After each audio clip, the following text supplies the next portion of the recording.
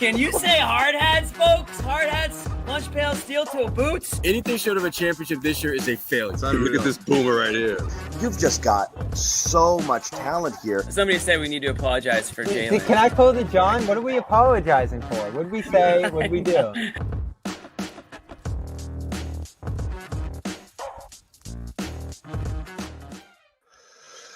What's going on, guys? Happy Kristaps Porzingis Day, Bobby. Yeah, thrilled to have it, and badly needed, I think. Yeah, I mean, look at how many things just him being alive and playing solves, and we'll take everybody through the kind of arc of everything. But you knew Porzingis was getting close. The Celtics, true to form, gave zero information because no reason, really no good reason why, kept this really close, like they were guarding nuclear secrets. It's just a player and when he's going to play, but we didn't know. But you could see it, as you reported, Bobby, the game in Maine was 32 minutes of basketball. That's a lot of basketball to play competitive, full scrimmage. You knew he was getting close. And they knew that day he was going to play today. Yeah, so they knew. They chose not to tell us because, again, who the hell knows why? Doesn't matter. They don't necessarily have to reveal who's coming and who's not. But you went from Porzingis being out with no timetable to Porzingis all of a sudden being in. That was it. And just like that, boom, the report comes out. Hats off to Cam, not Shams, Cam. Cam gets full credit from Celtics Wire, and who does the podcast here on Celtics Lab, C's Lab, on the CLNS Media Network, was the actual person who broke the story.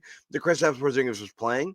And again, the impact was immediate, Bobby. And of all of the things that you've talked about, and one of the reasons I tend to, not dismiss, but downplay the rim protection and some of the things that have, and rotational issues that have, gone up against the C's, and, Tillman didn't, play well in his minutes, and Cornette in his, or Kayada in his the last couple of games.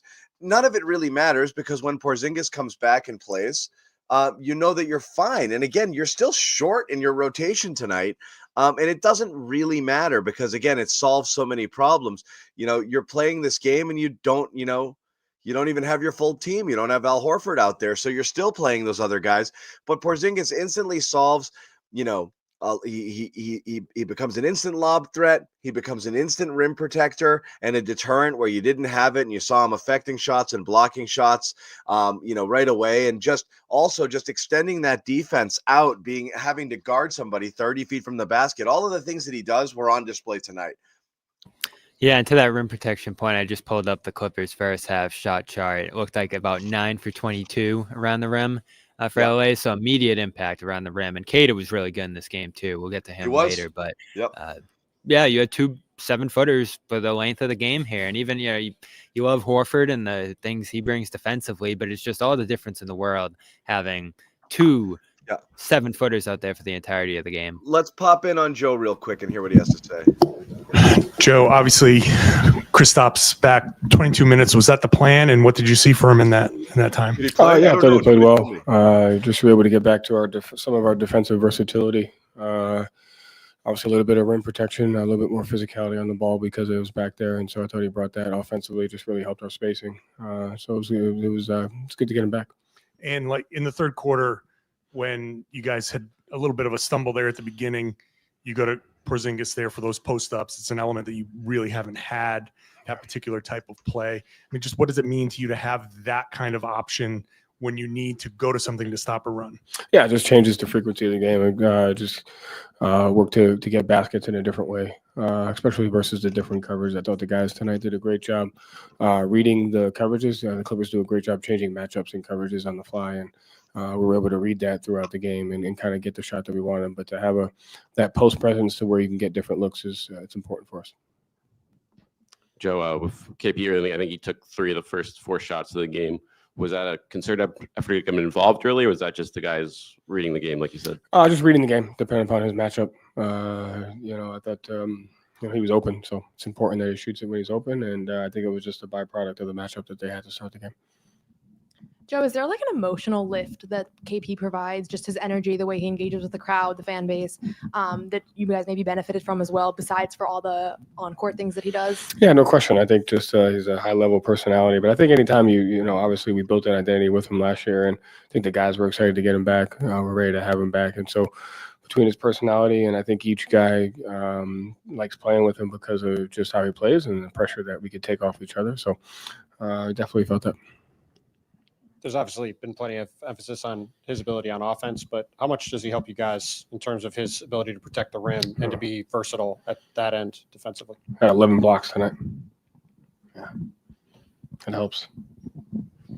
Joe, you mentioned the offensive spacing he provided. Obviously, you guys were playing well without him, and then he comes back. The guys had the experience of playing with him all of last season, but was that something you had to talk about, sort of like don't lose what has been working before versus sort of integrating him back into the offense and the defense? We didn't mention one word about that. How pleased were you with the way that they sort of just seamlessly like transitioned from the way? I think it's a credit to them in the locker room and just picking up right where they left off from that standpoint. But didn't really have to talk about it. Just the guys know who they are. But it's a credit to them just understanding the team basketball and how I think having him back is an example of how the guys positively impact each other. I mean, not just him. If anybody misses that amount of time, you're going to miss them. And when they come back, it's important to have them. So before the game, Ty Lue said, when you guys are hitting threes, they can't get discouraged. They can't get, they just got to keep coming. And then obviously Van Gundy knows what you guys are going to do. What kind of chess game is it when they know what you're going to do and you just do it anyway? I mean, is that kind of like that mano y mano you like, that kind of like we're better at what we do than you are at stopping us? I think when we're at our best, you have to have an understanding of, this is what we do. When we're at our best, we do this. And how long can we stay at the best version of ourselves? It's important. And then, with the KP back, you have an opportunity to go to post-ups. We got backdoor cut for Jason. So it just adds different layers to what you do. But at the end of the day, we're trying to be the best version of ourselves more than other people. And we have an understanding of what that looks like when we're at our best. And, we're slowly getting there. Payton had a couple steals and some effective possessions against James Harden. What did you see from him as an on-ball defender tonight? Just his ball pressure. Again, it's another way everyone talks about the shooting, but I think he's really just grown as a player over the last few years to where he finds different ways to impact the game. The shooting's an obvious one, but his ball pressure and his defense has impacted games, this year, last year in particular. So he's just continuing to grow as a player. So there you have it, Bobby, Joe Mazzulla. The first 5, 6, 7 questions about Kristaps Porzingis. It makes sense. Never heard anybody be less excited to have, this unicorn join the team again. Yeah. It's almost like you're asking Joe, state secrets. But look, forget about Mazzulla and forget about the Celtics. Hiding the news from everybody. It doesn't matter. At home, you woke up, but this was, one of the first things that you heard in the day is Porzingis is coming back, and immediately every Celtics fan is probably thinking the same thing, like, okay, watch the F out, everybody. And man, you got it. You got it in game 1. And that's kind of been the vibe, right, Bobby? Okay, they're playing great, but just wait until blank, Right. And in game 1 where and again, you don't see any, maybe there's rust in the shot and this and that, but did he look to you? I mean, you're there, you're watching the whole game and you're watching him closely, physically limited or anything like that? He didn't even look winded to me. He looked like he was in decent shape too. Yeah, decent shape, I'd say. Hands on the knees a couple of times. Played the It's going to be hard. stints, That's always the last thing to come. Right. Which was more than I expected, those 6-minute stints in the first and second quarters there. So he got through those well. I thought looked pretty good in both of them. And then third quarter, they kind of staggered out a little bit there and get him that short stint at the beginning of the fourth there. So, they got through it. And I do wonder, he's obviously not hyping it up there. He's not too excited, as you mentioned there, John. I do wonder, I asked him pregame just how much we'll see of him early on. Will they keep him out of some games? Will they manage him? Obviously, there's 2 back-to-backs next week as well, so he'll miss those games for sure.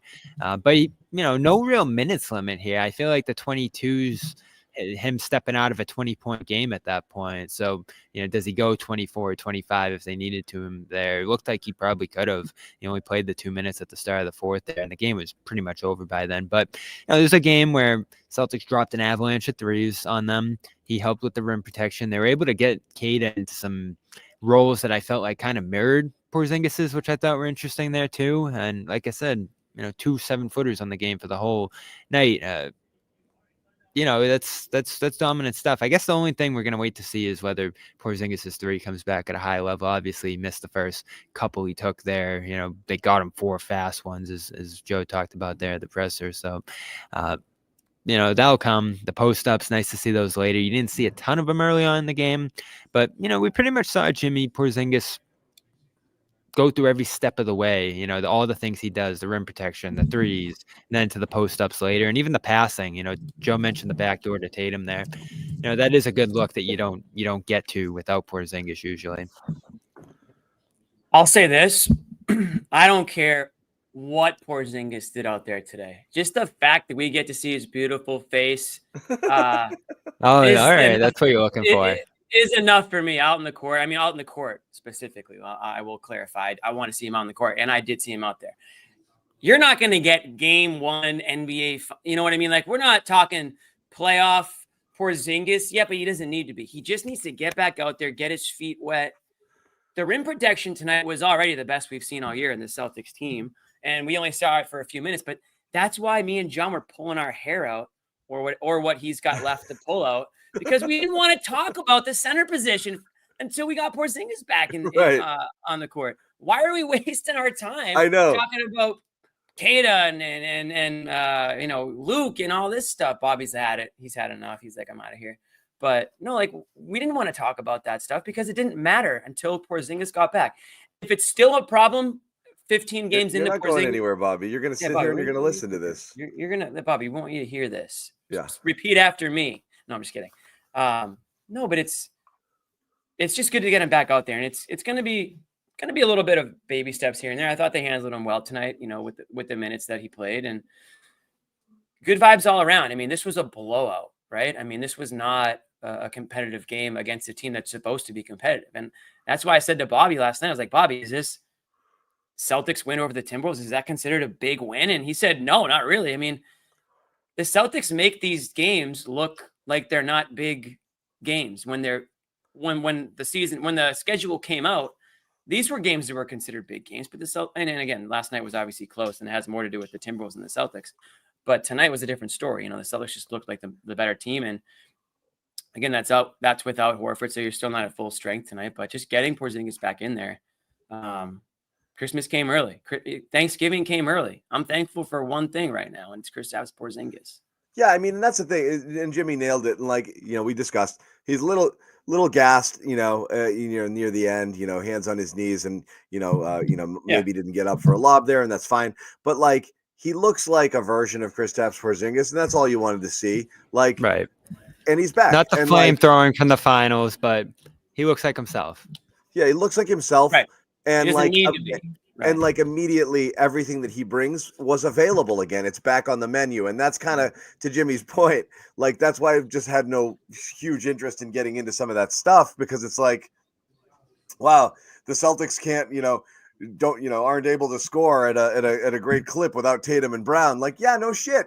Just once those guys come back, they're going to do that. So it's, again, you're going through the year 14-3 without Porzingis playing, and the grade is still incomplete. Any other team starting out this way with these numbers right now, you're like, oh, this roster right here could win the championship. Then you add somebody to it, and that's what I mean. Mm-hmm. It's that Celtics fans are walking with their chests puffed out right now because, Bobby, I mean, look, we did talk about this as well. Forget about talking about lack of rim protection during this stretch. Before the season, or even in the off season, right, this is going to be a problem. How are they going to sustain this? How are they going to be without being him for this long? And we thought that absence might have been closer to 25 games instead of 17.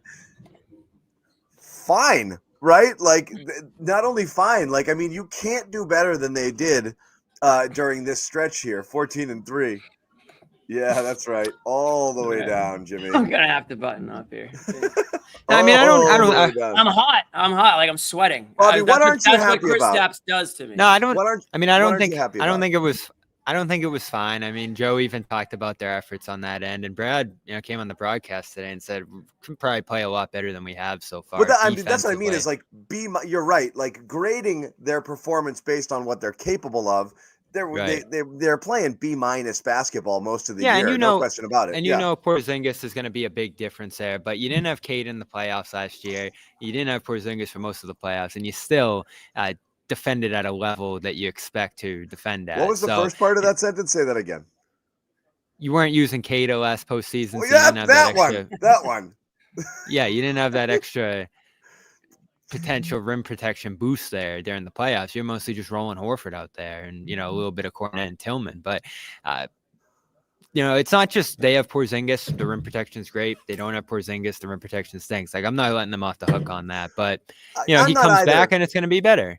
But I will say this, Bobby, and that, and then I'll turn it back over to you guys. But like, it's interesting again, if you're looking at this from rest of the NBA and just from a Celtics fan perspective, it's fair to consider that the Celtics who won the championship last year without Kristaps Porzingis started this season 14-3 without Kristaps Porzingis, and also added a guy you just mentioned, Neemias Queta, making contributions that you didn't expect, and probably another like 25 to 30% worth of Peyton Pritchard, and added the sixth man of the year. Right, and that's what did it. And Tatum reaching another level. And that's always the thing is like when you see teams getting better, we always talked about the Celtics are, they've got the stars, but like other teams that like sustain over time or like keep getting better year over year, they've got other guys who are coming up and developing, and the Celtics haven't had that.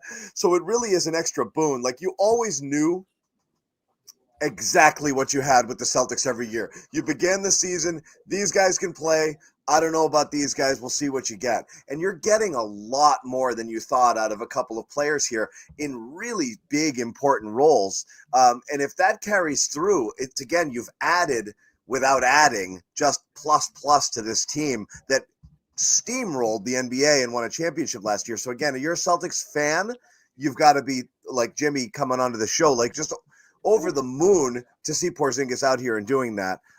And then the rest of the league's got to be like, shit, like you said, the bonus is that they were forced to develop some of these other guys. Like it wouldn't have happened with the full ride. And like, that's what we kind of said years ago with, Nesmith, right? Like they weren't forced to develop him because they were healthy and he wasn't going to, get the playing time over the guys who are out there in the court, Bobby. But then it all changed, and with obviously with Porzingis, it was a different story too, with him being in and out of the lineup. But having the, like you said, 2 7-footers out there, different look. But what Porzingis gives you, and I mean, you're gonna scream it, defense. He doesn't need to go out. He doesn't need to go out there and drop 25 points a game. There's gonna be a night where he does, and that's gravy. But it's what he gives you on the defensive side of things. It's his ability to score in different ways. It's going to allow them to be less. And I know he is a 3-point shooter as well, but he's also one of the best, low post scorers in the league. So just having him out in the court is going to allow you to do a little bit more differently than what you're doing right now. You're not going to be maybe talking about being so 3-point heavy when you have a guy out there that can score in such a number of different ways. And again, it's not going to happen overnight. But it's just the way he's going to be able to do things. Who else stood out to you? We're not done with Porzingis. We're gonna get Noa on here. Noah's at the game along with you, Bobby, and we'll get her take on and stuff. she's standing by here. But the two guys, obviously, like it was the Porzingis game, but Pritchard comes into this game and starts 4-7 from 3, which you just feel like is going to happen every night at this point.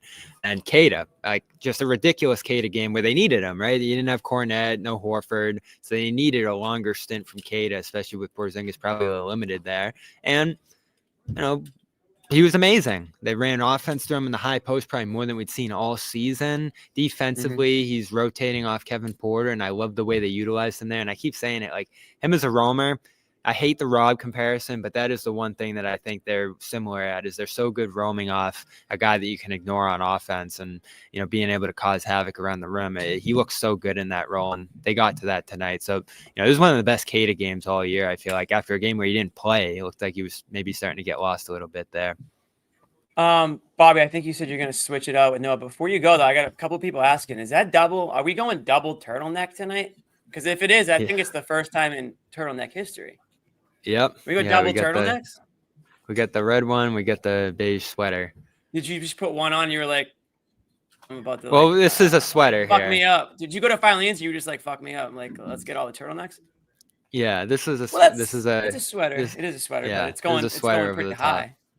Yeah, okay. Which I like it. I think it as you good. know, I enjoy. Fall colors. I think it's a good look. All right, I'll circle back after the locker room, Jimmy. Yeah, you're gonna jump on with us after. Yep, I'll be back. Noah's right here, and she'll be on 1 second. Okay. He kind of did that a little bit fast. I'm gonna do an ad read right now. So we're gonna just fire it up. I think I'm only one. Am I the only one producing? I don't see. This isn't great because there's no B-roll, but we're just gonna go with it. Let's go with game time. I can do game time. Let me just pull up the banner here. This is great TV, isn't it? Game time. Guys, download the Game Time app, create an account, use the code CLNS for $20 off your first purchase. Terms apply. Game Time app is legit. I said this last night. My brother texted me last night, and he goes, hey, my buddies are in town. We're trying to go to the Celtics game. They have no tickets. What's the app that they use? I go, Game Time. Use the code CLNS. They got $20 off that game that they went to last night. And this was a good one tonight, too. You got the Porzingis game. Nobody knew that going in. Actually, not completely true. If you watched the show last night, our very own Noa Dalzell kind of sort of broke the news that Porzingis was going to start or was going to return in the next game. And give me the thumbs up, Noah, if you're ready to go here. And we'll get you on. The one and only. This is the real newsbreaker is Noah here, because if Amit was here, I would tell him to play back the clip, Noah. And I know we're going to finish the read, and we will. But she did break the story, and then today it gets announced Porzingis is back in the game. I guarantee you the ticket prices shot up around the world, but if you're on Game Time, you got a very competitive price. So download the Game Time app, create an account, use the code CLNS for $20 off your first purchase. Terms apply.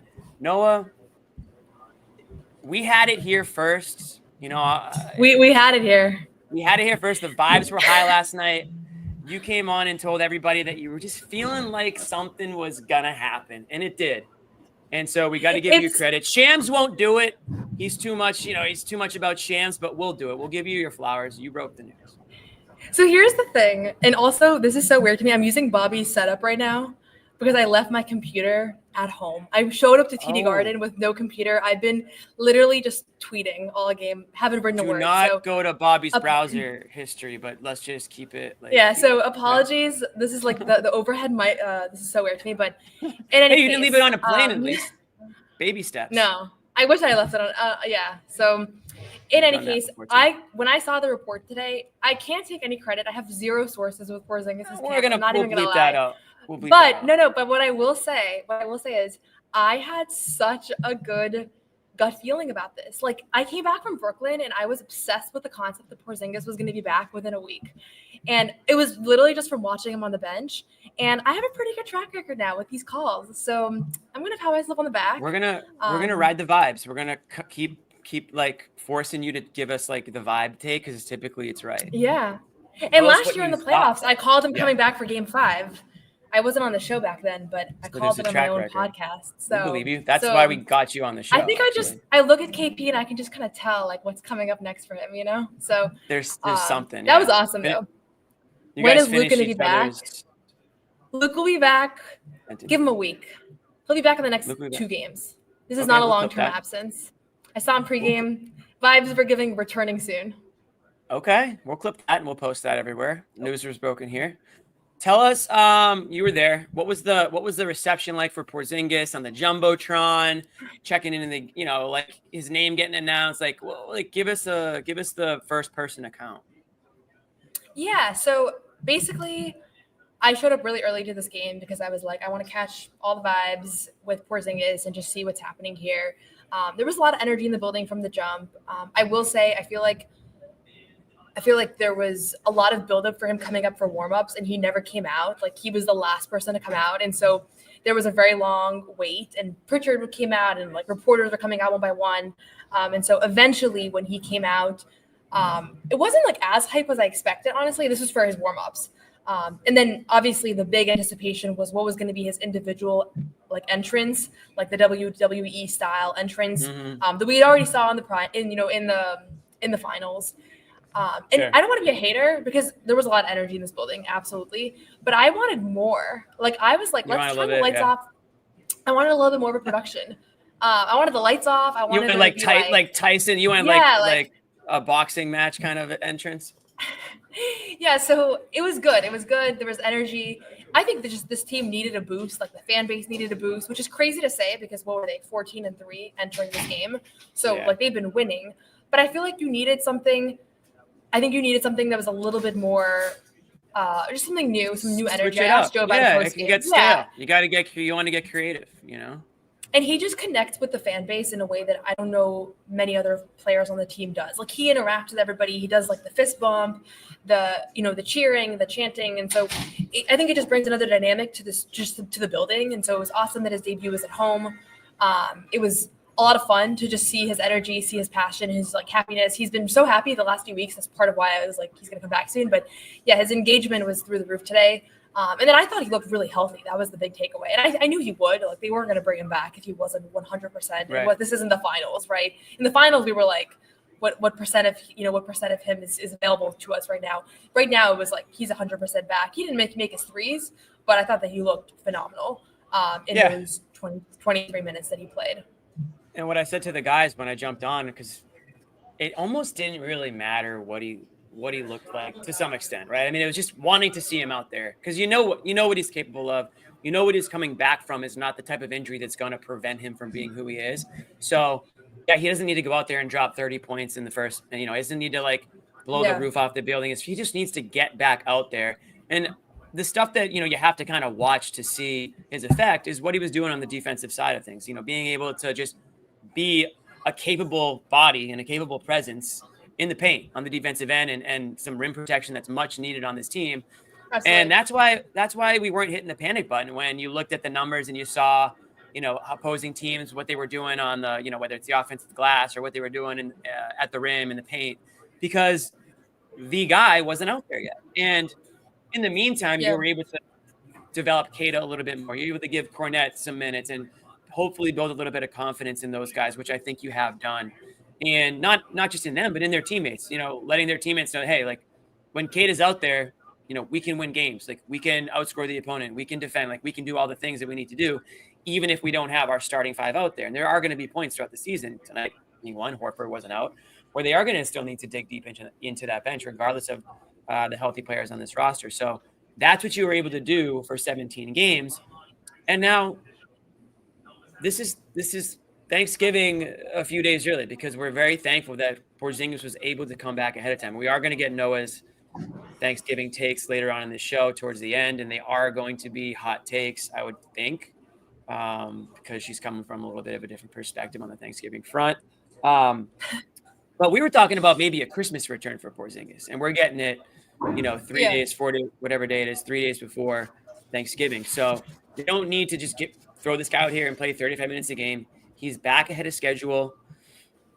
I think he showed everybody what he needed to show, is that, he's still Kristaps Porzingis. And Tillman kind of hinted at it when they went and played one-on-one, against the main or with their main teammates. We kind of thought at that point, well, if he's at the point where he's going up against NBA guys and they're going hard theoretically, then he's ready to play. It's just a matter of when do they want to make the announcement. And you're not going to get that info from Joe. Clearly, the team's going to hold that very close to the vest.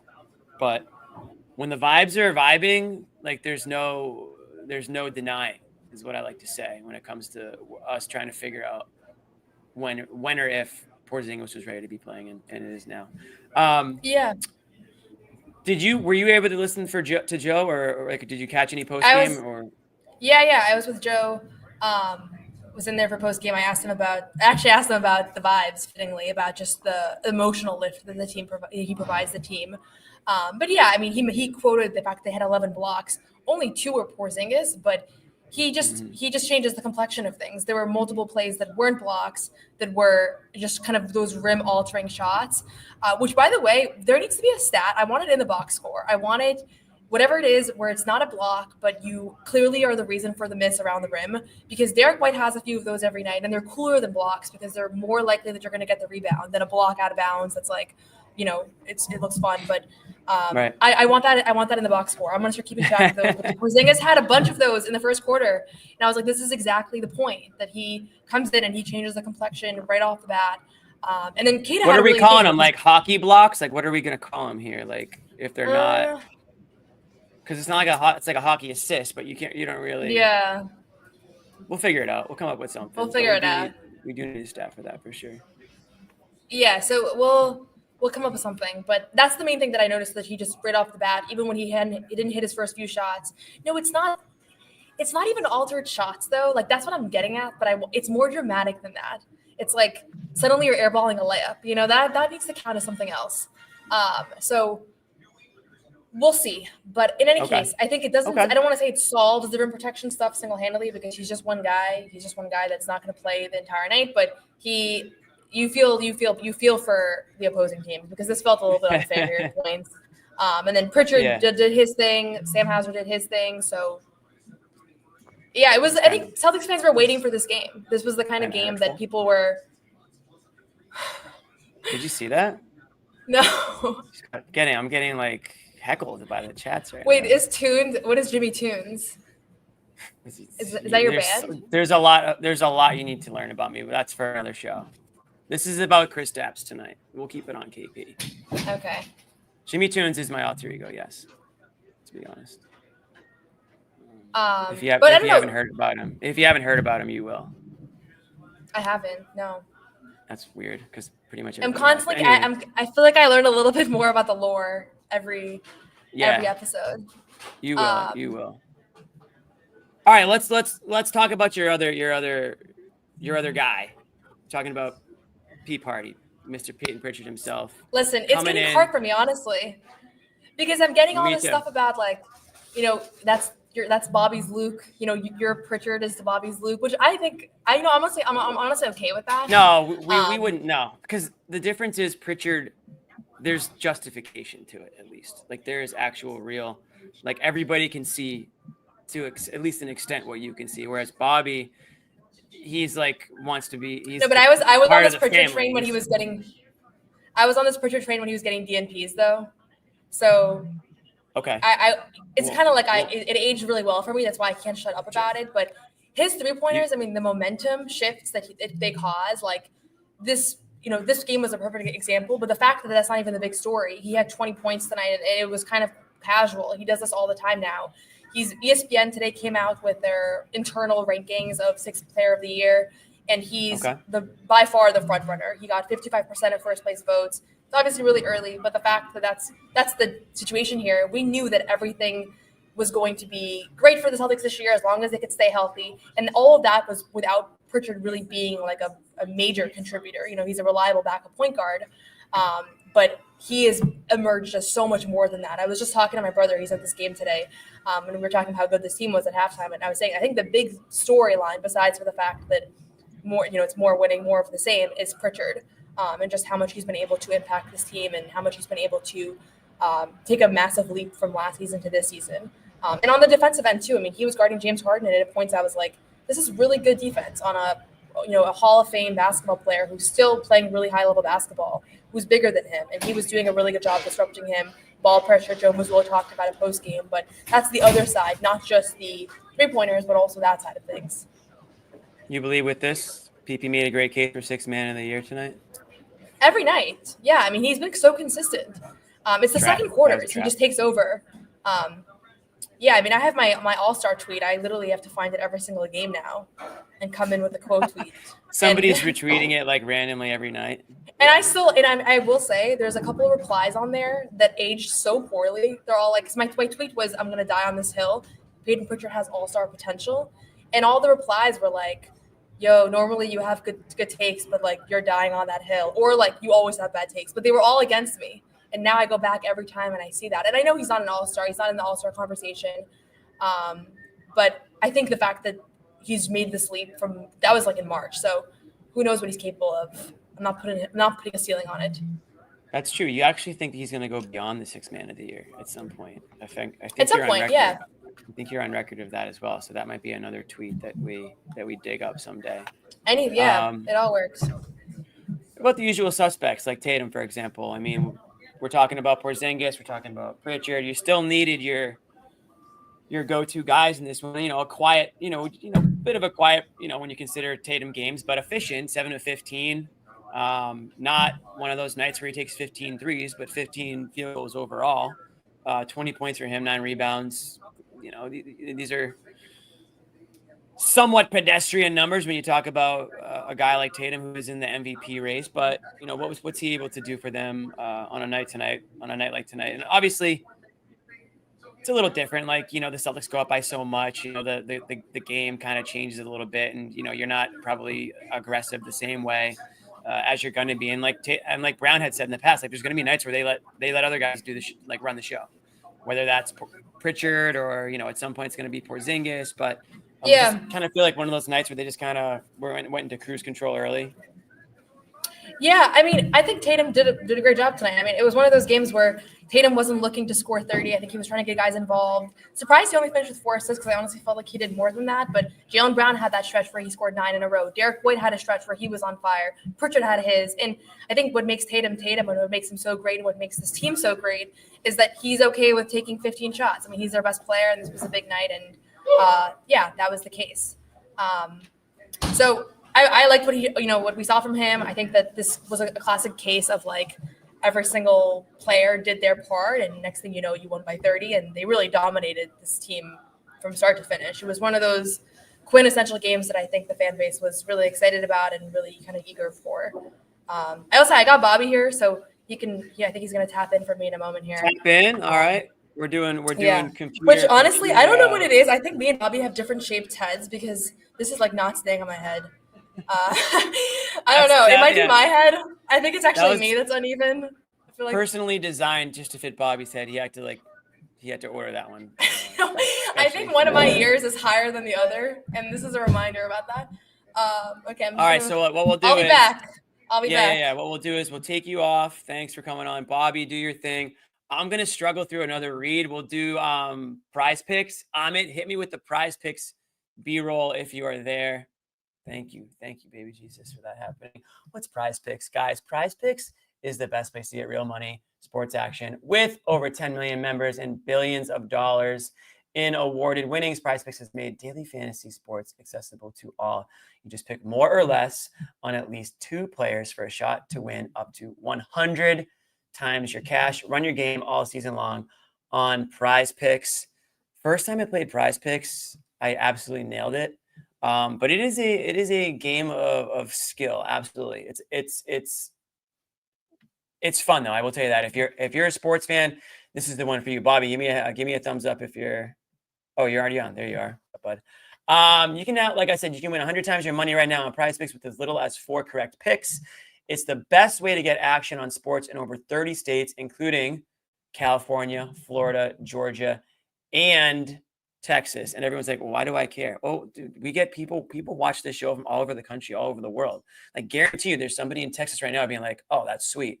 I didn't realize I could download prize picks. Well, you can, guy from Texas. And I know that because we ship hard hats out all over the world, by the way, if people want to question. It's the best place to get real money sports action. So join over 10 million users and sign up today. Get $50 instantly when you play $5. You don't even need to win to receive the $50 bonus. It's guaranteed. It also offers weekly promotions that can lead to big payouts like Taco Tuesday, Bobby. You're not even paying attention to my ad reads, man. My ad reads are elite and you don't even pay attention. Tuesday, you better be. Each Tuesday, Prize Picks discounts select player projections up to 25% to provide even more value for your lineups. Taco Tuesday, maybe a little mango habanero, like chicken mango habanero taco, like pulled chicken, like in a soft shell with like, I don't know, cheese, guac, sour cream. I don't know, just for an example. But anyways, that's one of their promos that they do. They download the app today and use code CLNS to get $50 instantly after you play your first $5 lineup. That's download the app today and use the code CLNS to get $5 instantly after you play your first $5 lineup. Prize Picks, run your game. Mic drop. Amazing. Drop. Just like that. That's what we do here. All right, let's reset. I feel like I'm said 1 billion words over the last 5 minutes, so let's just reset. I got Noah's take on the KP entrance. Let's get your take. Like vibes, reaction, excitement, like So fireworks, confetti. What do we got? Hit me with it. I liked how he did it. Calm, casual, not too many theatrics, and my favorite part was the coffee. Now, I don't understand how he had a coffee in his hand as he walked out of the tunnel. Okay, got you. So he's That's a a big good question. coffee guy. Is he a big coffee guy, or are you just assuming that? Yeah, no, I've talked to him about it. He loves espresso. He gets like some special beans, I think. I'll from- say this, not to cut you off, but was it a hot coffee? It was a hot coffee. So that's the thing. It's like a wild move before like an athletic event. I don't understand how he does it, but he does it often. And he also, I think, at one point last year was drinking like a soda on the sideline before the game. So these guys, man, pretty like, strong doesn't even matter. stomach. Pretty Yeah, strong apparently. stomach. I don't know anyone. That's like kind of like borderline serial killer stuff to be like drinking a hot coffee before going out there and playing an NBA game. I mean, obviously it wasn't right before, right? We're talking about like walking in. What are you talking, like maybe 90 what? How many minutes before? Roughly? So he came in right before. It was like 7:28. So he came out about like 5-6 minutes before the game. But when he didn't did you come out see with the the rest of the coffee? team. Oh, they were showing up on the Jumbotron. Got you. Well, I wasn't Him there. walking through the tunnel. Yeah. So Yeah. You could see him coming. He didn't come out with the rest of the team. I don't know if he I was see. maybe brewing that coffee. That could be it. That could be it. Friends, this, you know. Oh, here he is. One-on-one. So I was always like asking the medical staff to do more. But I you know, was still smart, and we completed all the stages to get to this point. And I told them, once I'm, you know, if you guys give me the green light and I can start playing, there's, you know, I want to do it as soon as possible. So that was it. And you know, got here maybe even a month early, you know, and it's good to be back out there. Kristaps, as you were watching over the past few weeks, what did you see in terms of stuff you could do to help this group go up even another level from what it's been? And how did it feel once you got out there in terms of your wind and your rhythm and getting into the flow of things? Honestly, I felt better than I expected. But I mean, obviously, the first wind is pretty crazy. You know, lungs burning, legs burning, everything. But after that, it was decent, and just the normal. No, like even on the couple of lobs, like JB threw me the lob, Peyton threw me the lob. Like both of them, I had like flat tire, like crazy. Like didn't get up at all. It was good to be back out there. And what was the other part you said? What did you see in terms of watching this team? Obviously, they've been off to a great start. But where did you see areas where you could maybe? Yeah, no, of course, the obvious. No, like obviously when we play with like say Nimi, he's more in the dunker, you know. So obviously when I'm out there, I can create more space. The obvious stuff but overall, just my shooting ability to create more space, rim protection. I wanted to bring that, you know, and make sure we're like at a good level there, and honestly, just play my game. You know, these guys were like looking for me early, trying to get me going, as they always are, and just grateful to be back out there. Kristaps, you just mentioned it. Like they looked to you very early in the game. They got you a bunch of shots at the start. These guys have been playing really well before you got back. How natural did it feel to be back on the court with these guys? Obviously, you played with them all year, but they have been playing, you know, at a high level before you got back. How easy was it to sort of transition for you and the rest of the guys? Yeah, honestly, for me at least, it felt like nothing. Like just boom, I'm back in the lineup, and I think we already, honestly, it was already a pretty smooth transition last season when I started playing for the first time. And then once we found a little bit of rhythm, like figure out each other's games and stuff, it's been very natural. Even, with me, let's say, not playing back-to-backs, guys know my game now, and even me, like, being out now for a little bit, beginning of the season, it was very natural for me to be back out in the starting lineup, and that's it pretty much. Did you have any conversations with any of the guys on the team, sort of like how you guys would play or anything leading into today? Not really. We don't over communicate these things. We just go out there and play. Honestly, we have, in my opinion, like the best coaching staff, and they give us like freedom to play the way to our strengths, and we just go out there and hoop. Just wanted to ask you about the Jalen alley-oop. At what point did you realize that was going to be open there in that play? And then you said you got a flat tire there. 100%. Were you kind of like chuckling at yourself? Like, what's going through your head after you rise and throw that one down? The Jalen one, I saw it like from a mile away. I was like, okay, boom, he's going to throw it for sure. I pointed a little bit to give him the confidence, like it's there.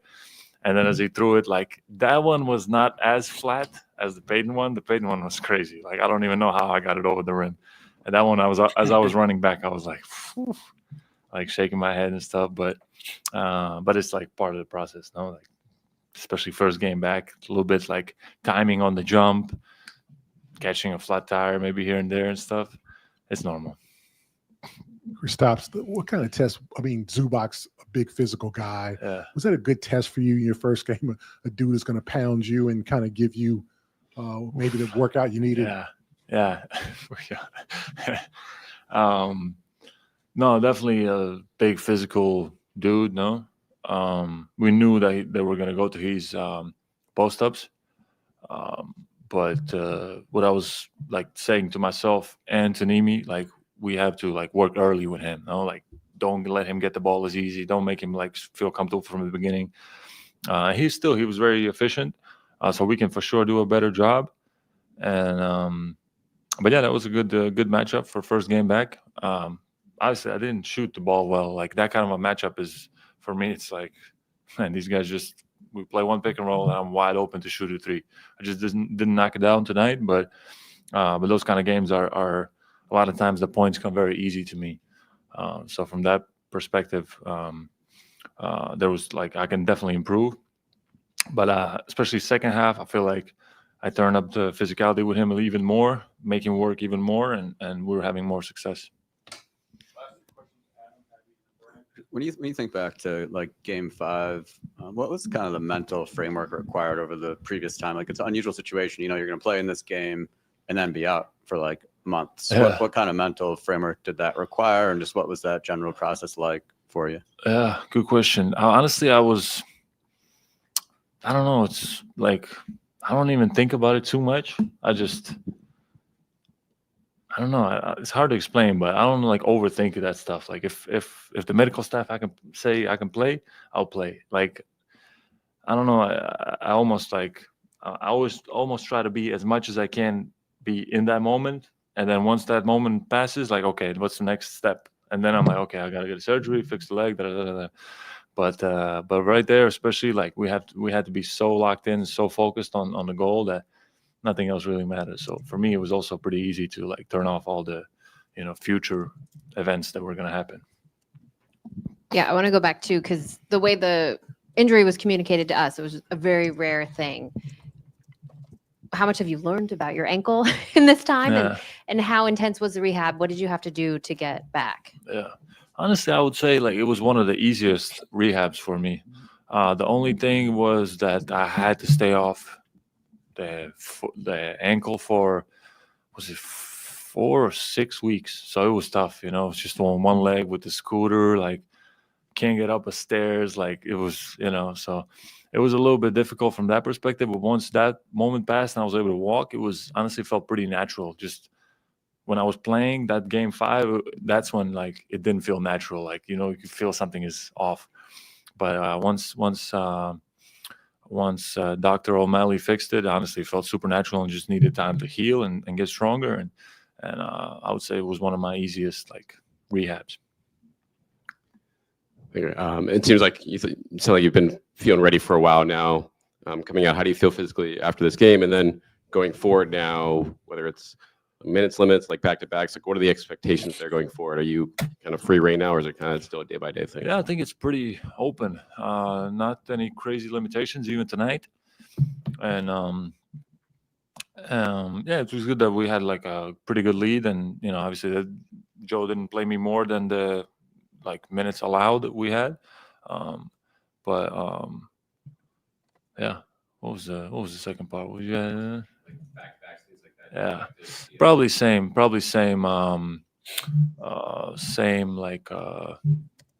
schedule that we had last season, no? So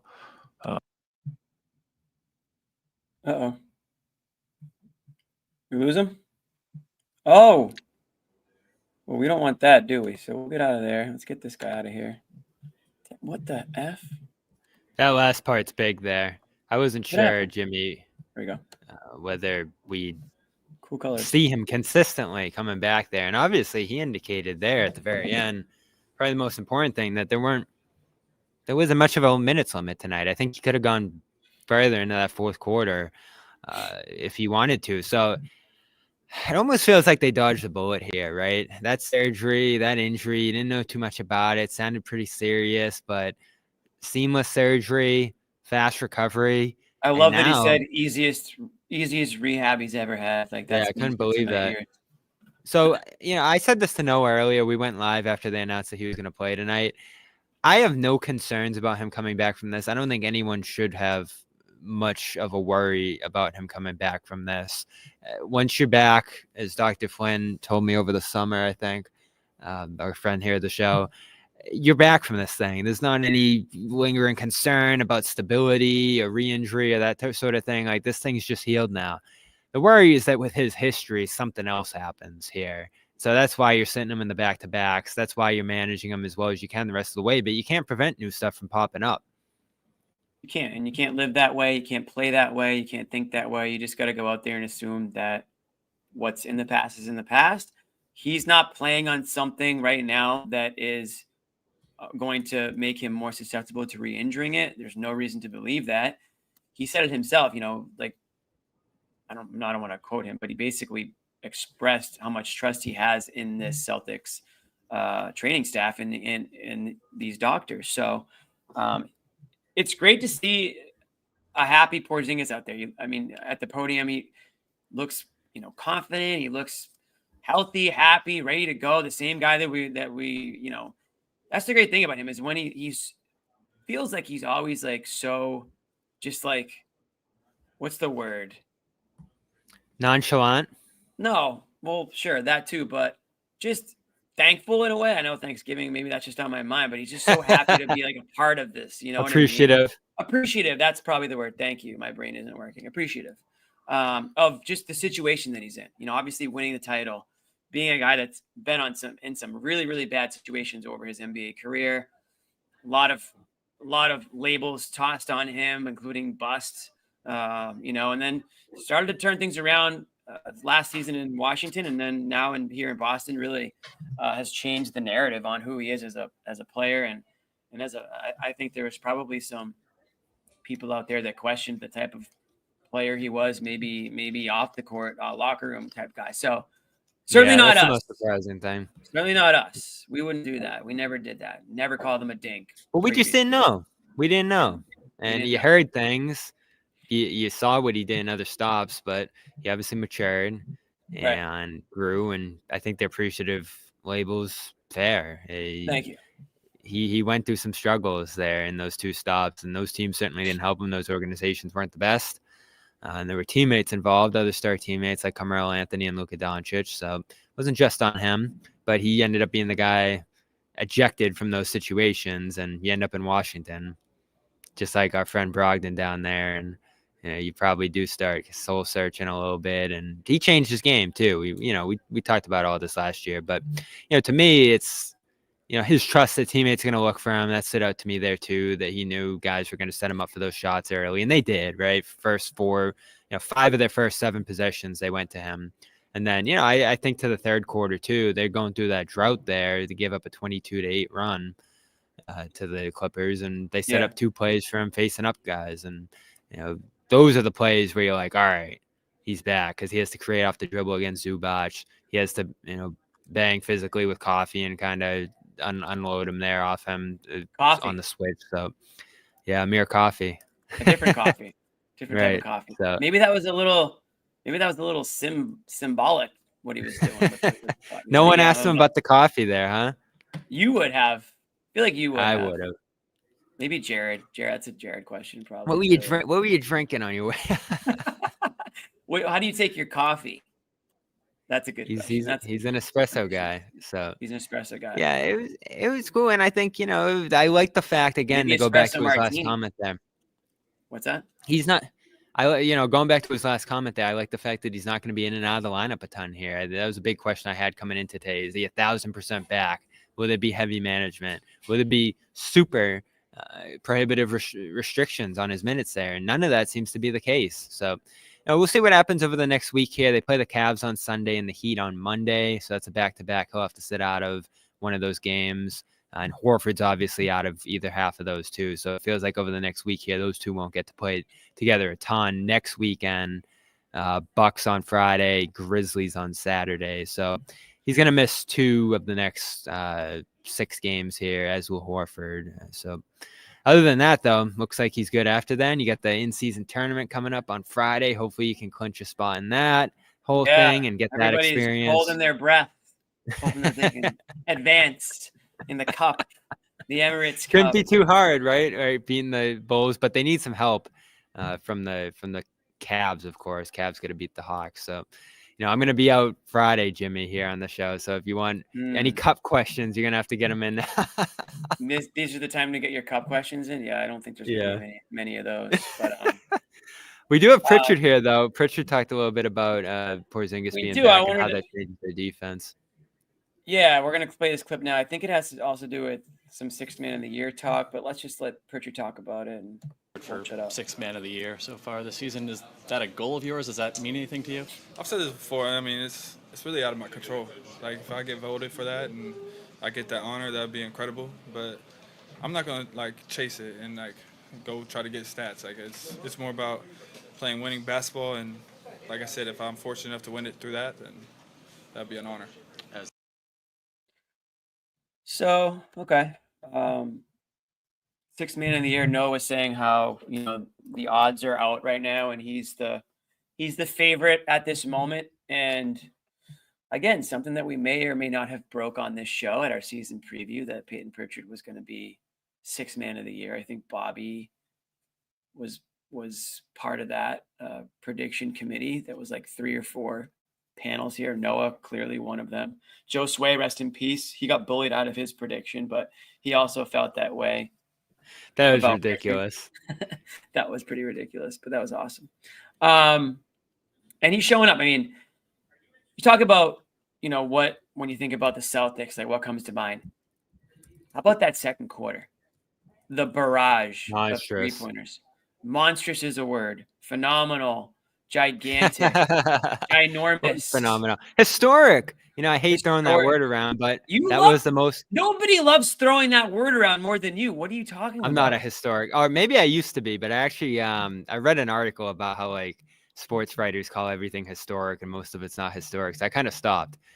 Did you stop it? Because dude, one night you called Al Horford's Al Horford had a good game. You're like, we'll never forget where we were the night Al Horford. Yeah, I didn't use the word though. And that was true.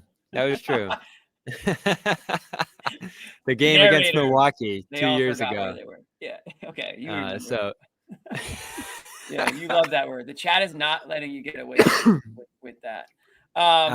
So what was I saying? Oh yeah, historic, right? Most points ever in a quarter.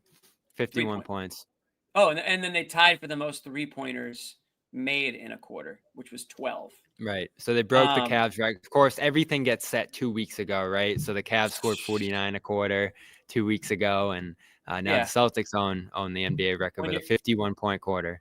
when you're talking about offense now, it feels like the records are being broken like every few weeks, right? It doesn't feel as special as maybe it once It's like did. passing in the NFL, right? I'll do a John comparison.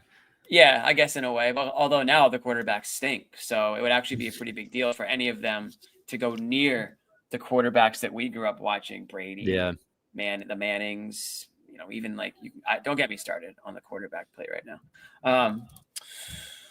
But yeah, that and again, Pritchard's part of that, right? You can't really talk about this barrage and this style of play between the Celtics team without mentioning Pritchard, because he is a lethal 3-point shooter.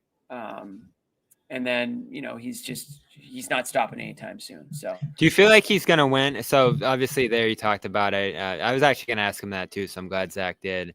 Is he thinking about 6-man? Is he chasing it? It feels pretty natural for him. It doesn't feel like he's forcing it. It doesn't feel like he's chasing stats, as he said. But he's the front runner by a good margin here in this. And I'll pull up the odds right now. And we're still early in the season, but it feels like he's in a really good spot if their rotation remains the same and his role remains the same to win this thing, amazingly enough, because he was like plus 2,000, Jimmy, when we started the year. It was a bold take, and me, Sherrod, and Joe Sway saying that. And he's made it look easy. I can't believe every single night he's doing this right now. It's come to be something that you expect. I mean, and they needed it tonight in that third quarter. They started 0 for 8, lackluster offense. He subs in, and you knew he was going to save them there. Yeah, and the difference is he used to come in spurts, right? And he used to kind of give them energy, and we used to talk about Sparky and all that stuff. He's plus 170 now, heavy favorite over Hield. Whole different vibe now when he comes into the game. It's just like you're kind of looking to see when he's coming into the game. It's an exciting moment, right? You need him sometimes. You need him. You absolutely do need him, and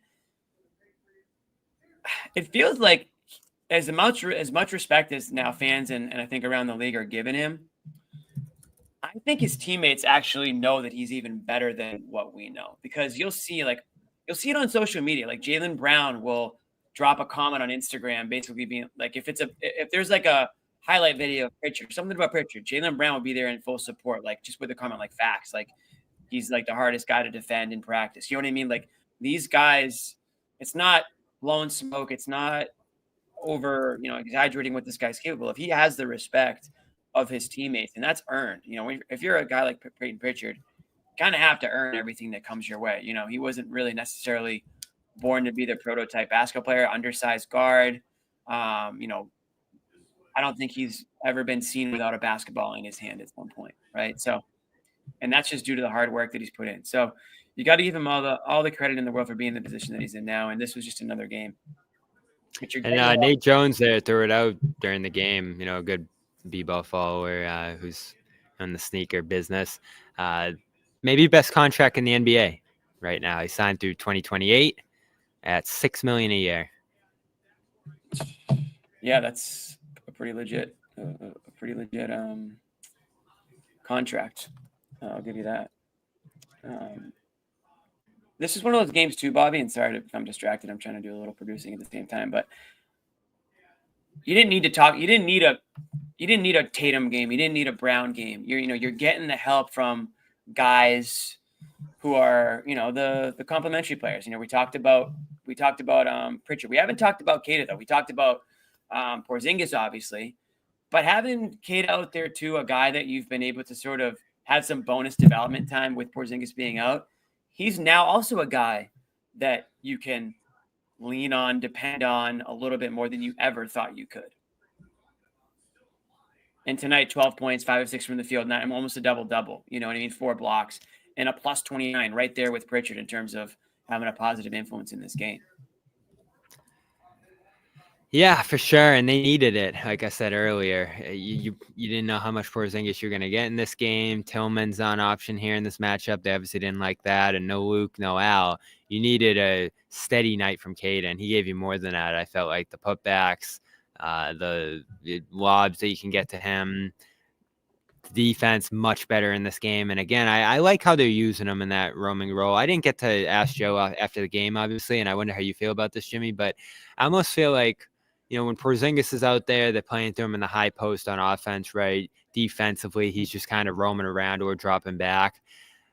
I feel like that makes it easier to let Kayda do those things. And I almost wonder if those flowed right off each other because you run all those high post sets and above the break sets for Porzingis there. Kayda comes in and does the same stuff, hence the 3 assists there. His handoff game was really good in this. And then defensively, you just letting him roam, which is pretty much what Porzingis is doing back there, just kind of staying back and protecting the rim. And, those two seem to complement each other, playing separately from each other. And I'm interested to actually see, once Horford comes back, can Porzingis and Kayda play together a little bit? Obviously, Porzingis is going to stand out and shoot threes. Kayda can be the guy playing a little closer to the basket. Maybe Kayda's even screening for Porzingis a little bit, and they're running some pick and roll. I think there's some interesting things those two guys can do. And then obviously on the defensive end, at that point, you have 2 7-footers, 2 shot blockers who are standing back there and basically taking the pain away entirely from the other team. Those are 2 guys that can defend perimeter players too. You might end up, obviously, once Horford's back, with a lineup with Kayda and Porzingis out there that's unstoppable defensively. And I think our guy Taylor Snow there with the Celtics tweeted out, "We hate the comparison. I don't think it's super accurate all the time, but this is amazing." And I'm going to pull it up on the screen here. Do it, please. Kayda tonight. Are you going to pull it up just on your screen? Sorry, I thought you were going to show everybody. Here we go. Kayda tonight. Only the 2nd reserve in the last 7 seasons with 12 points, 9 rebounds, 4 blocks, 3 assists, 2 steals. The other, Robert Williams. we have our new Rob Will. John. I don't like the comparison, but they found a way to make it apt. It works. Hey, listen, the fact that we're even talking about this stat, and this is the first guy since, again, Kayda is a player that was not on, basically, I mean, to an extent, he may have been on some people's like deep radar, like deep bench, but this is an entirely different stratosphere that we're seeing from Kayda right now. He's a physical guy out there. I think he gives them some nastiness that you want to see. And at times this team can be, I think the one thing you could say about them is sometimes they can get pushed around. Not even nastiness, physicality. Physicality. Like someone who's physically intimidating at the rim. Right. And that's what he's capable of getting to. And now he doesn't have to. Now, you know what? He can play his game and not be criticized by people who are expecting way more than what they should be expecting out of a guy that, a month or 2 ago wasn't even considered at all. We got one more ad that we're going to do. We can't forget about our good friends, Nutrafol. And guys, it's the holiday season, okay? And you might be thinking, what kind of gifts can you give? You want to get a little creative? Think about somebody in your life that might need a product like Nutrafol. Maybe they're experiencing some hair thinning. Like I said, you never thought of it as a gift, but they will be thanking you later. Get your friend or family member something they actually need instead of another sweater. Bobby actually has all the sweaters. So if you're looking for a sweater, you're not going to find one. He's got all the sweaters and all the turtlenecks, but he does not have all the Nutrafol. That is still available, and you can still get that. And it's gifting Nutrafol. It's a meaningful way to show you care about their well-being and confidence. Nutrafol is the #1 dermatologist recommended hair growth supplement brand, trusted by over 1 million people. See thicker, stronger, faster growing hair with less shedding in just 3 to 6 months with Nutrafol. While many supplements rely solely on ingredient studies, Nutrafol clinically tests final formulations to ensure their efficacy, big word. In a clinical study, 72% of men saw more scalp coverage after taking Nutrafol men hair growth supplement for 6 months, and 86% of women saw improved hair growth after taking Nutrafol women hair growth supplement for 6 months. So whether you're gifting yourself or a loved one, give the gift of great hair growth this holiday season. Right now, Nutrafol is offering our listeners $10 off any order. Enjoy free shipping when you subscribe. Go to Nutrafol.com and enter the promo code GARDENGIFT. Nutrafol.com, spelled Nutrafol.com, promo code Garden Gift, GARDENGIFT, Garden Gift. That's Nutrafol.com, promo code Garden Gift. I have a couple buddies who are hopefully still watching the show tonight that might be interested in Nutrafol. Shout out Chuck, shout out Johnny, a couple guys that could just something to consider. You know, hairline stuff. Anyways, those are our friends Nutrafol. Bobby, we're gonna wrap in a few minutes, guys. It's one of those games. There's just a lot of things going on behind the scenes. We've got people in and out, and I think we've hit on all the big parts of this game, Bobby. I mean, let's be honest. We're gonna remember one thing from this game, and it's Kristaps Porzingis. We can talk about Tatum or Brown or Kayada or Pritchard. whatever. Pritchard, we've already talked about him. We can talk about the Clippers if we want, but like, why? It doesn't matter. None of it matters. The only thing that matters is Porzingis.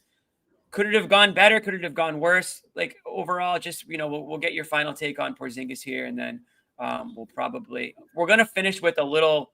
We'll do, Bobby. We will finish with a little Thanksgiving talk. It's too bad that we don't have the whole panel here. Needed to get Noah's take. We're gonna have to get a rain check on her Thanksgiving takes. She'll be back on Black Friday. You can do a post reaction.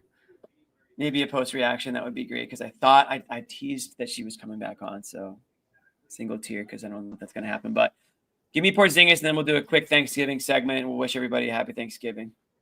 We'll be on our way. Well, yeah, I mean, we've mentioned the impact and what it can be and what it can grow into here. But the one thing I thought about earlier is they're 15-3 now, 6 wins in a row.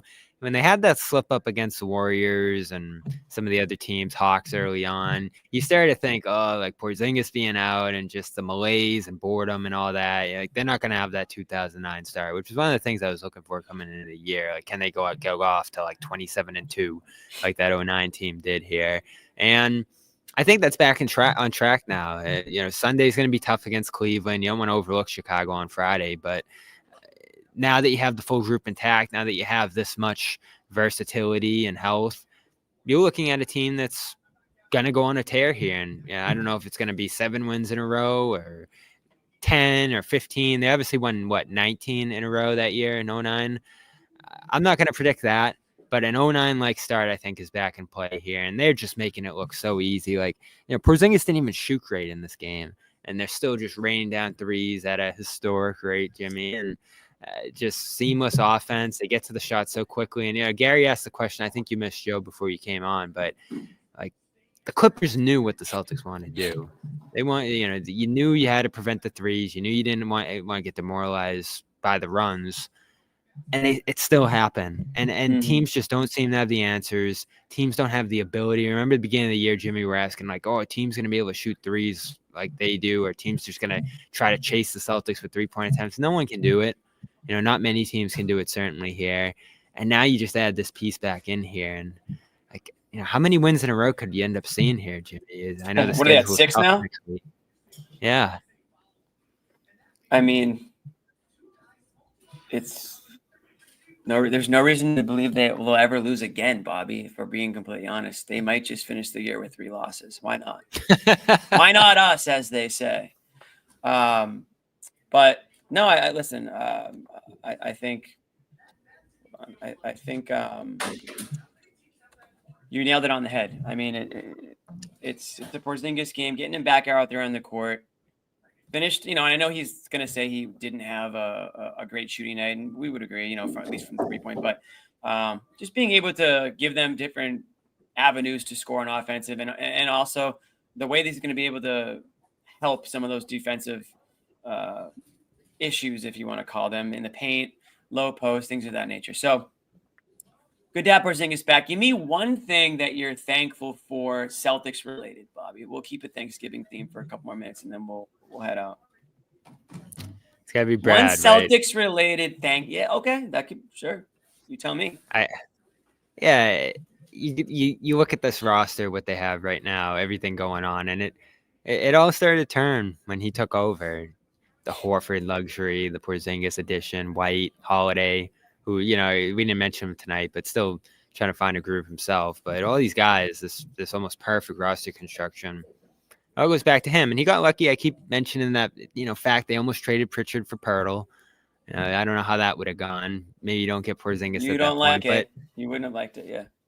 You always have like the Danny what if too, right? Like, what if he traded the Tatum and Brown picks for Justice Winslow? Like, that's his great what if. So you always have dodge bullets there, but how it worked out, how this roster's come together, and just this tear. And sometimes we're sitting here, Jimmy, and we're just bored, right? Like, oh, here we go again. They're gonna hit 25 threes. They're gonna win by 30, and we're just gonna sit here and watch. Yeah, but yeah.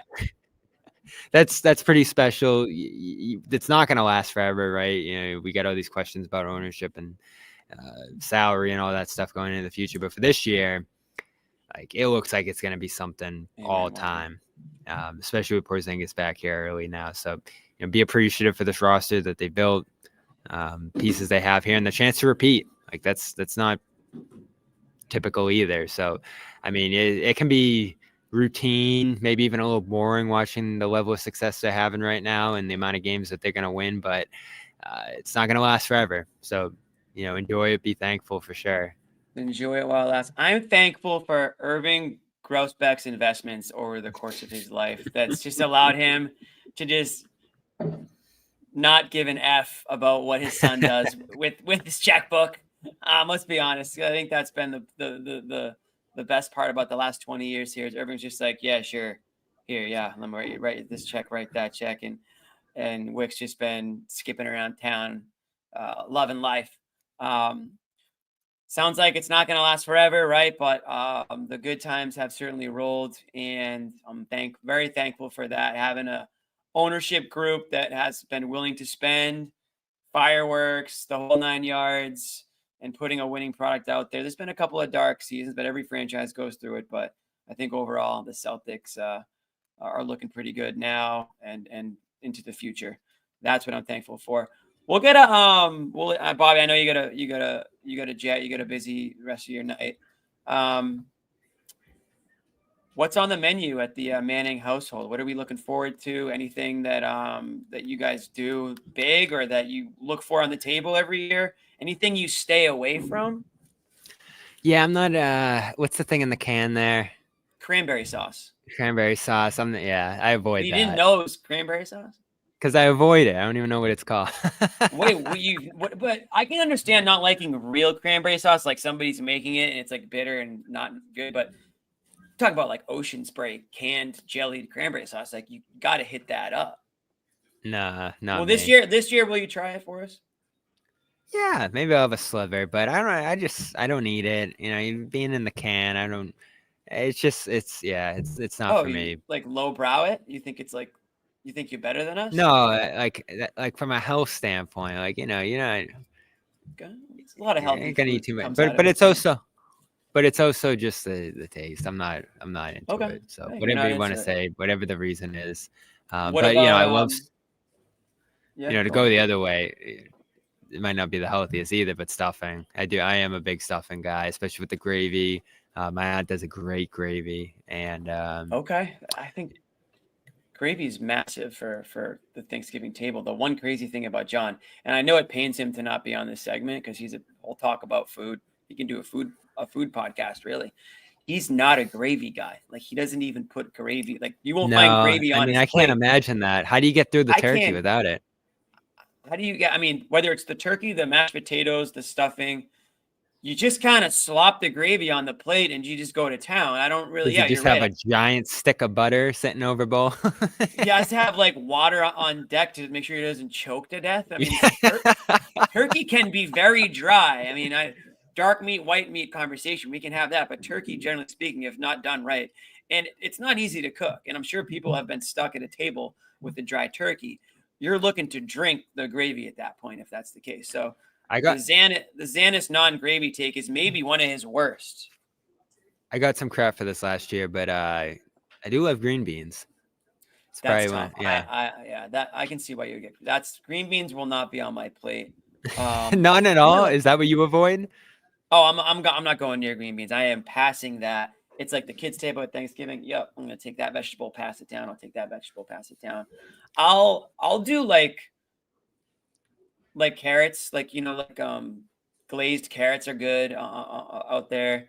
If we're talking about vegetables, obviously mashed potatoes, squash Got to have a little bit of squash out there as far as the vegetables go. Then you got your turkey, your stuffing. Stuffing can go a number of ways. I'm pretty sure John does, like, he gets kind of creative with the stuffing. You can get like sausage in there. You can go if you can make a good stuffing, you can make a lot. You're a good chef. I'll just say that. If you can make a really good stuffing and get creative with it, not just like add water to an existing like bag of stuffing. You got to actually get down into the nitty gritty of it. And then what? Dessert. Yeah, dessert. Dessert, and then we do have Noah on hand here, and since I'm so intrigued, since I want to know like what's on her plate, we'll sub her in. But I've grown to love, not to pull John, what's your pumpkin pie. Pumpkin pie. I love it. I hated it growing up. I hated it growing up. Couldn't stand it. I didn't like pumpkin anything. But maybe in my 20s, mid-20s, I can't get enough of it. And that pie clears out fast in our house. Like if you don't get there and get a slice or two, it's gone. So I'm gonna be first in line. That's the beauty of. There's a lot of good things about Thanksgiving and everything, but like the pie situation is top notch because like pies are like they're like a once a year thing. Like no one, like if you're just randomly eating pies like throughout the course of the year, like it's kind of a bit of a weird move. I feel like the pie sales are like 99% in November, and then the rest of the year, like you may get an apple, you can do an apple pie a little bit more often, but other than that, I mean, we're talking pecan pie, blueberry pie, ricotta pie, you can go down the list, pumpkin pie. These are Thanksgiving pies. So what I always say is, F me up. Let's put all the pies out there. I'm gonna try a slice of every single one. I might only do a few bites of each slice, not to get wasteful on everybody. I'm not trying to be wasteful, but that's just kind of how Thanksgiving goes. You got to get your fixins in, Bobby. All right, here's the moment everyone's been waiting for, Jimmy. Let's see what's on. Bobby, happy Thanksgiving to you. Thank you for jumping on. And I know I speak for the rest of the show and the chat. We're very thankful for your reporting on this team for us.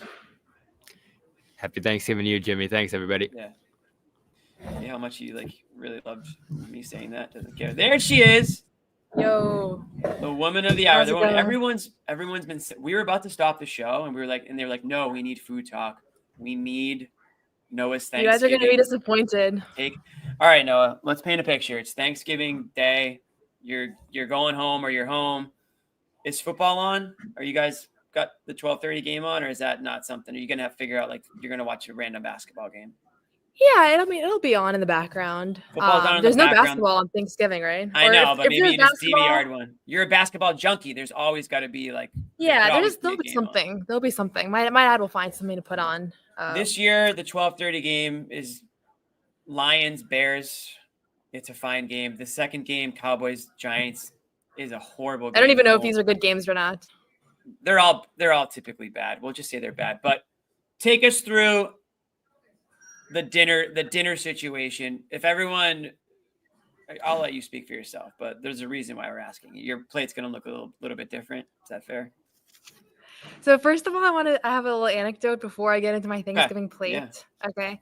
So I just want to say there's a little bit of a movement here at TD Garden for more plant-based options. Really? I went to go buy my brother. No, not because of me, but I went to go buy my brother a slice of pizza, a vegan slice of pizza, because he's vegan. And they said we're actually this is at TD Garden, Sal's Pizza in the balcony. They said we're actually all out. A lot of people have gotten vegan pizza tonight. That was at halftime. So today? That was today. My brother came here with his friends. He was telling me I don't want to spend any money on this. I said, let me treat you to a slice of pizza. They sold both pizzas tonight at the TD Garden. Both of them sold out. No, it was not 2 slices. Come on. 2 whole pizzas. 2 whole pizzas. But as soon as it happened, I was bummed for my brother who wanted a vegan pizza, but I was happy because I knew I was going to be able to share the story here with you all. What goes into a vegan pizza for those of us who have no idea? So the cheese is not cheese. It's plant-based cheese, so you make it out of cashews, coconut, a bunch of different options. Cheese out of cashews. Yeah, cashews is like my favorite kind because it's like healthy. It's high in protein. Also, I just want to say, I know people are going to be like, oh, why can't vegans ever stop talking about how they're vegan? I'm not bringing it I'm up. asking. I just want I'm asking. no, but I'm saying this preemptively because I already know tomorrow all the comments are going to be like classic vegans. Can't stop talking about being vegan. I just want to say it's not me that's brought it up. Those I'm are happy to talk about it. Classic YouTube commenter trolls. So there's everyone's classic in this situation. So we can all just. But I'm bringing this up so you have free reign in this case. They're not wrong. Vegans love talking about being vegan, but in this case, we'll let it slide. We'll let it slide this one time. So I do fulfill the stereotype, but I just want to say for this purposes. Yeah, right. So okay, take us through what's going on the dinner plate. You're showing up to dinner. Yeah. So first of all, it's not quite the same as like the conventional Thanksgiving menu that's like the same every single year. It just no tofurkey. So salad, non-negotiable, like a big salad. Yeah, like balsamic. Beans, like beans, corn. Beans. Like what kind of beans are we talking about here? Black beans, green beans in separate dishes, but like both of those would be sides. Mashed potatoes. Okay. Well, green beans and black beans would be a weird combo. Okay, yeah, no, sorry. I thought we were talking about your salad still. Go on. Yeah. And then like vegan ravioli or like gnocchi. Like these are all like vegan options that are like we'll buy from we'll buy from like Whole Foods. Tofu. Have you had like sag paneer from like Indian restaurants? I can't tell you the first thing about what you just said. Sag paneer is like spinach. It's like creamed spinach with cheese, but we make like a vegan version that's with tofu instead. Wow. Okay. So basically, there's no rhyme or reason to it. It's just like things that my parents have been What's making. the main? What would you say the main would be, or is it just a bunch of? I don't know that there's a main. I don't know that there's one main. I think it kind of depends who you are. Like for me, low-key, like the sag paneer, that's like my favorite thing.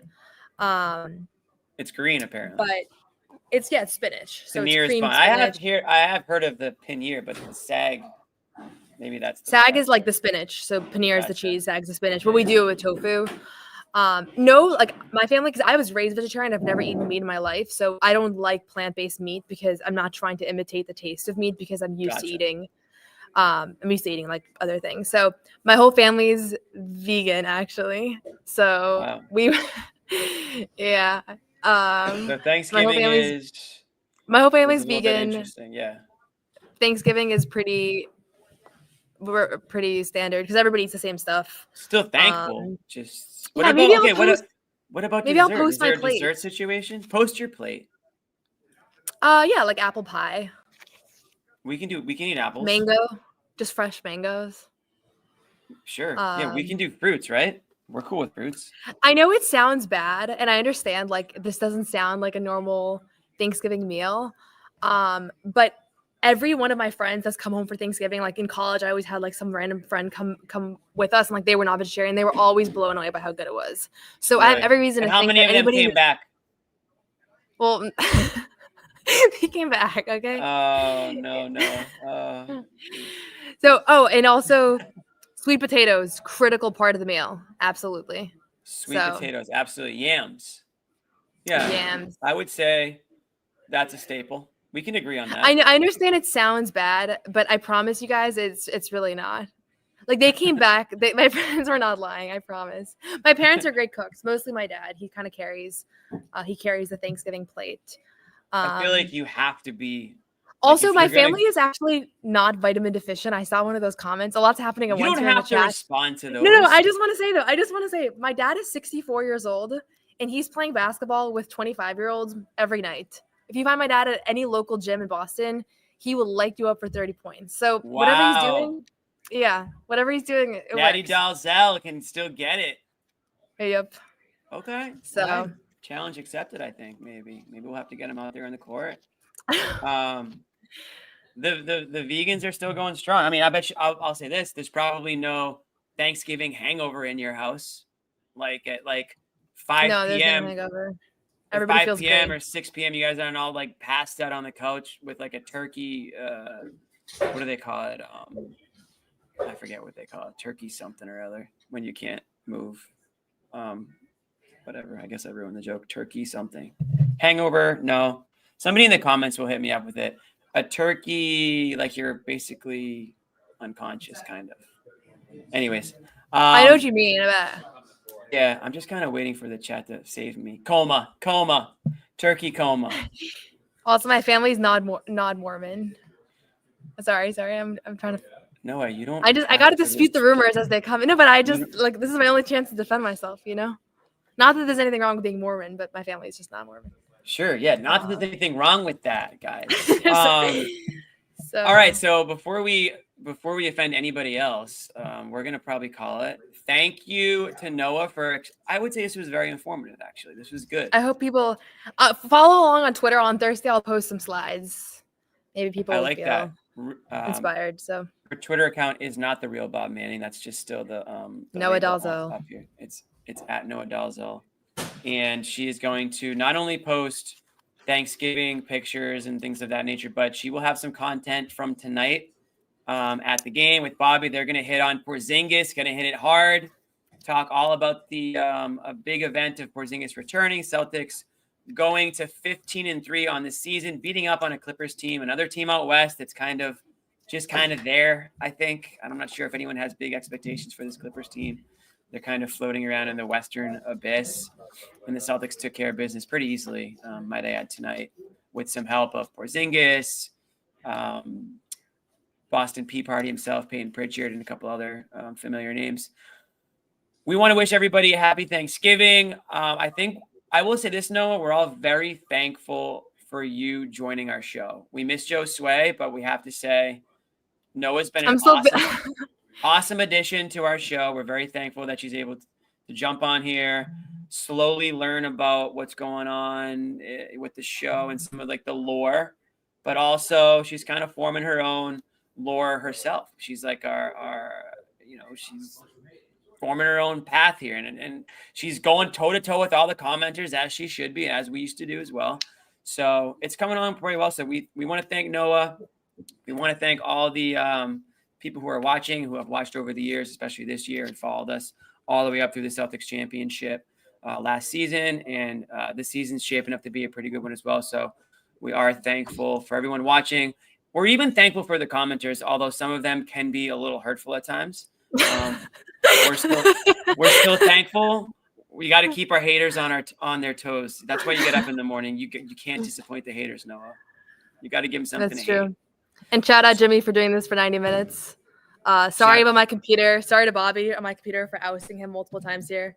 It was a huge professional low for me to realize that I showed up to the workplace with literally nothing besides for my backpack. So that won't happen again, but I appreciate you guys for the flexibility. We'll let it slide this time. We won't fire you. People want to know where the hard hat is. Hard hat's here. I'm thankful for everybody who's buying these hard hats and this merch. We're going to have some big merch news coming out over the next week. So stay tuned for that. We're going to have a Black Friday sale. So make sure you watch Friday's show for the discount code. It's going to be the best discount code of the year. So if you were thinking about buying a hard hat, I can guarantee you that Friday will be your best chance and your cheapest chance to do so. I'm going to be done talking. I know Noah and Bobby are waiting to get out there, and Amit's probably going to kill me. So signing off, Celtics defeat the Clippers 126-94. I'm Jimmy Toscano. That's Noa Dalzell. That was Bobby Manning. That was John Zanis. Shout out John for the beginning of the show. And we will see you guys. I don't even think Amit's here to do the outro, so I'm going to have to go find the outro. Dun, dun, dun, dun, dun. And we will see you guys. Dun, dun, dun, dun. Where's the outro? I think if you just end it, it'll be. No, I'll do it. No. Don't end it. Don't end it. We got to do the outro. Hold on. I think it's automatic though. I think if you end it, it's not automatic. It'll just literally end the show unless I hit the end. Unless I look at the dude. It's not here though. It's not here. Here's Boomer Rage Cam. I don't think it's here. I'm pretty sure. Right? You ended it. It'll just. Bobby's coming in for the rescue. Bobby, can you tell us where the outro is? He can't hear you, but he's. Wait, Amit's got an outro for us, I think.